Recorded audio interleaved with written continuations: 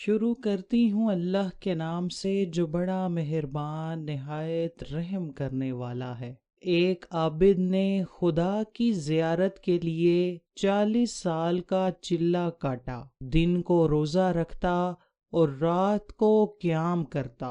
اعتکاف کی وجہ سے خدا کی مخلوق سے یکسر کٹا ہوا تھا۔ اس کا سارا وقت آہذاری اور راز و نیاز میں گزرتا تھا۔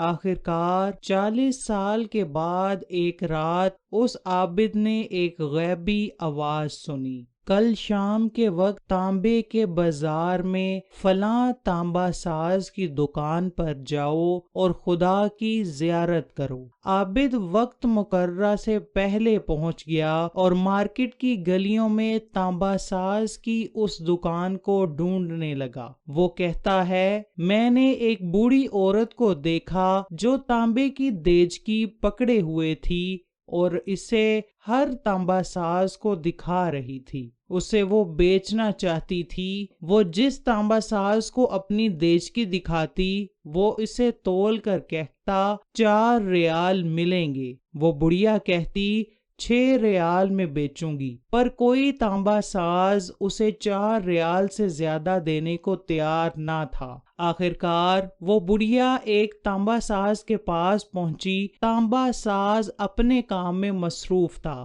بوڑھی عورت نے کہا، میں یہ برتن بیچنے کے لیے آئی ہوں اور میں اسے 6 ریال میں بیچوں گی، کیا آپ 6 ریال دیں گے؟ تانبا ساز نے پوچھا، 6 ریال میں کیوں؟ بوڑھی عورت نے دل کی بات بتاتے ہوئے کہا، میرا بیٹا بیمار ہے، ڈاکٹر نے اس کے لیے نسخہ لکھا ہے جس کی قیمت 6 ریال ہے۔ تانبا ساز نے دیچکی لے کر کہا، ماں، یہ دیچکی بہت عمدہ اور نہایت قیمتی ہے، اگر آپ بیچنا ہی چاہتی ہیں تو میں اسے 25 ریال میں خریدوں گا۔ بوڑھی عورت نے کہا کہ کیا تم میرا مذاق اڑا رہے ہو؟ تانبا والے نے کہا، ہرگز نہیں، میں واقعی 25 ریال دوں گا۔ یہ کہہ کر اس نے برتن لیا اور بوڑھی عورت کے ہاتھ میں 25 ریال رکھ دیے۔ بوڑھی عورت بہت حیران ہوئی اور دعا دیتی ہوئی جلدی اپنے گھر کی طرف چل پڑی۔ عابد کہتا ہے کہ میں یہ سارا ماجرا دیکھ رہا تھا۔ جب وہ بوڑھی عورت چلی گئی تو میں نے تانبے کی دکان والے سے کہا،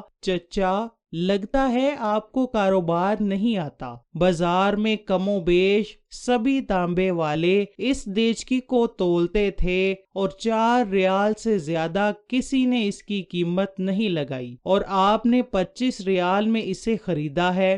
بوڑھے تانبے ساز نے کہا، میں نے برتن نہیں خریدا، میں نے اس کے بچے کا نسخہ خریدنے کے لیے اور 1 ہفتے تک اس کے بچے کی دیکھ بھال کے لیے پیسے دیے ہیں۔ میں نے اسے اس لیے یہ قیمت دی ہے کہ گھر کا باقی سامان بیچنے کی نوبت نہ آئے۔ عابد کہتا ہے کہ میں سوچ میں پڑ گیا۔ اتنے میں غیبی آواز آئی، چلہ کشی سے کوئی میری زیارت کا شرف حاصل نہیں کر سکتا۔ گرتے ہوں کو تھامو، غریب کا ہاتھ پکڑو، ہم خود تمہاری زیارت کو آئیں گے۔